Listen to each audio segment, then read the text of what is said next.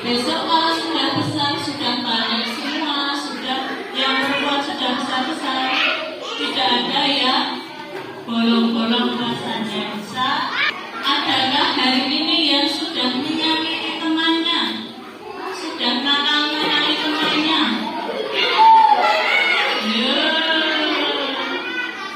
Adalah hari ini yang tangannya sudah untuk menjahili temannya.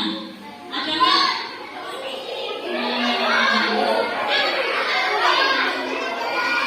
Ada sebuah hadis yaitu man la yarham la yurham. Siapa yang tahu artinya? Man la yarham la yurham. Siapa yang tahu artinya?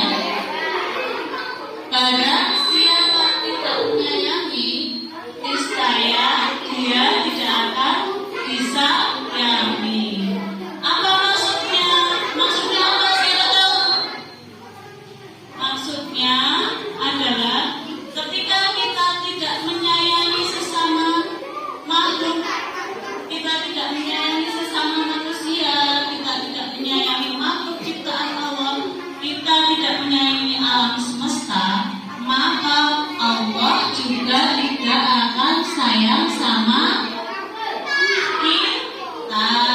Siapa yang tidak pengen disayang Allah?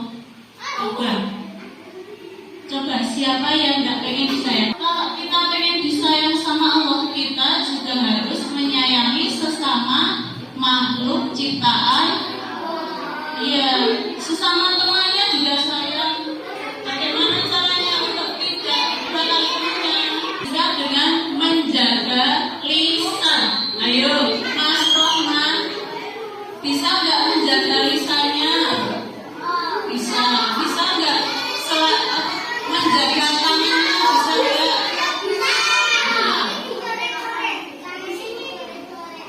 Kalau dicoret-coret pakai pulpen, aku nanti bisa dihapus. Cuma jangan ditato, nanti nggak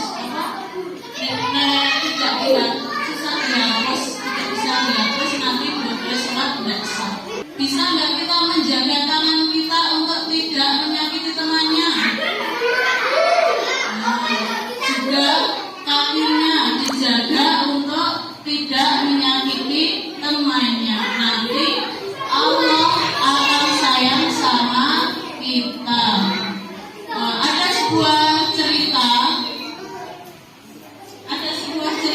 yaitu dikisahkan dari Khalifah Umar bin Khattab. Suatu ketika Khalifah Umar itu dia sedang berjalan-jalan mengelilingi kota.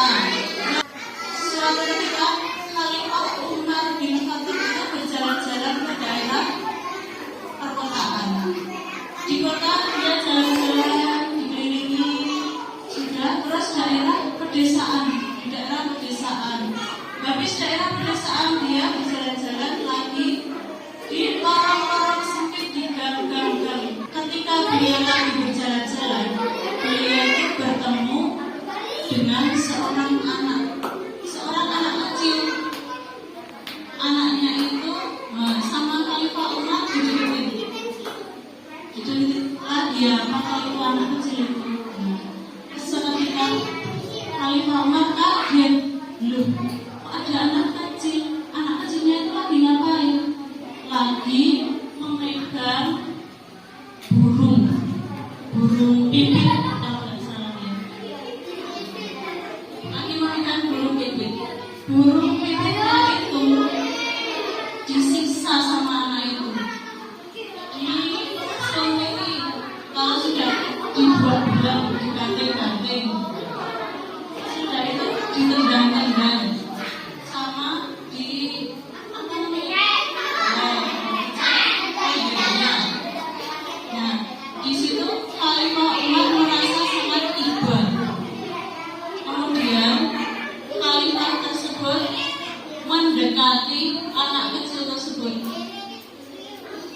beliau bertanya, "Hai anak kecil, maukah kau menjual burung itu kepadaku?"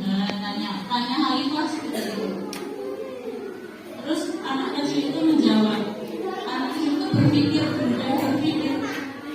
burungnya mau dibeli sama orang itu, kalau sudah dibeli berarti dapat apa?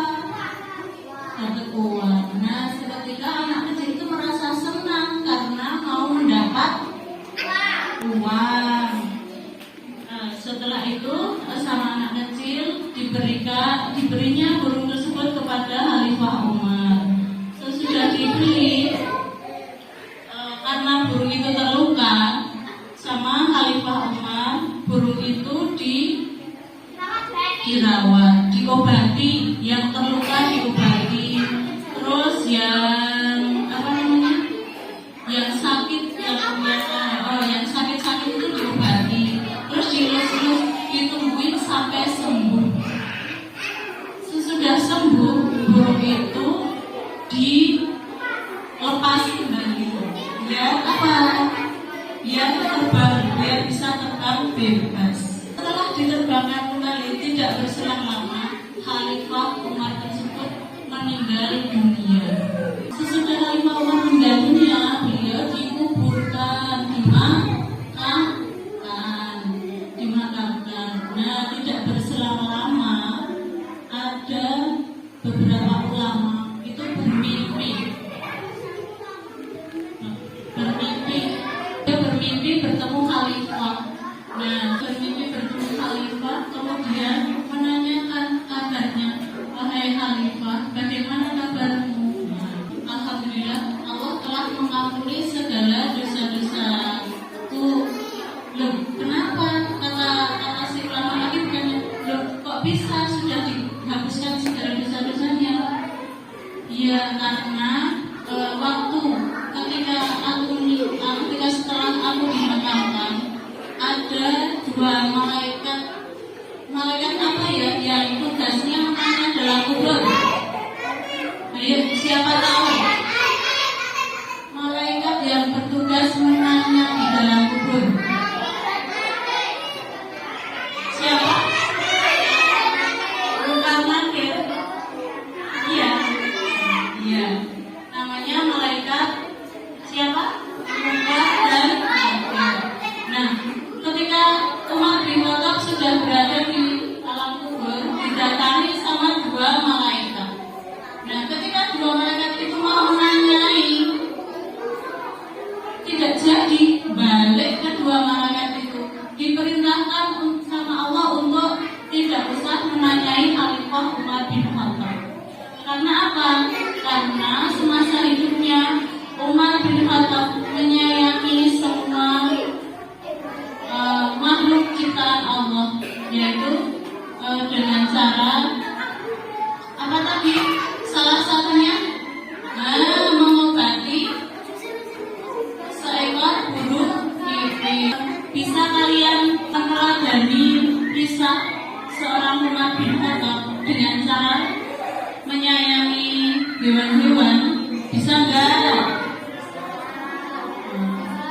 Bisa nggak kalian meneladani sahabat Umar dengan menyayangi sesama teman?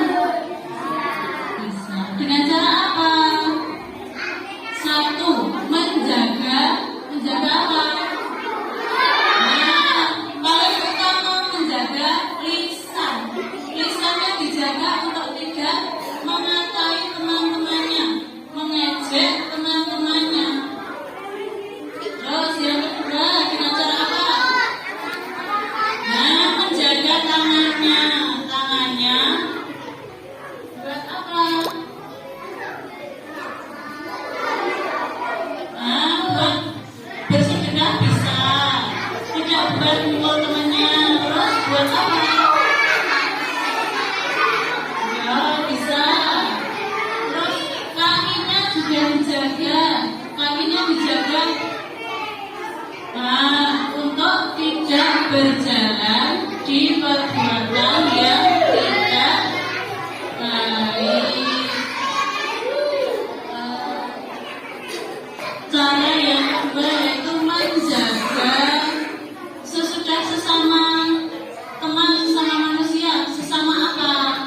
Sesama makhluk, sesama hewan, sesama binatang. Pernah nggak kalian menyakiti binatang? Ya, binatang ada kucing, ada ayam, itu dikasih makan.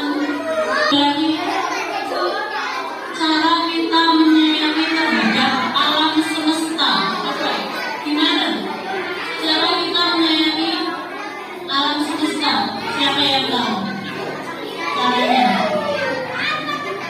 Nah, dengan cara menjaga lingkungan tempat tinggal kita.